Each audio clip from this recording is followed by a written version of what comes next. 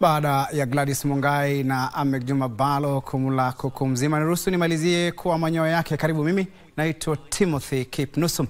Nangonanga taarifa kwamba jamii ya mpira wa kikapu na michezo kwa jumla inaomboleza kifo cha rais wa shirikisho la mpira wa kikapu nchini Paul Otula kilichotokea hii leo. Naibu mkuu wa wafanyikazi katika afisi ya rais Eliud Owalo ametuma rambirambi zake kwa familia, jamaa, marafiki, jamii ya michezo kwa jumla na familia ya mpira wa kikapu humu nchini kufuatia kifo cha kinara huyu Paul Otula.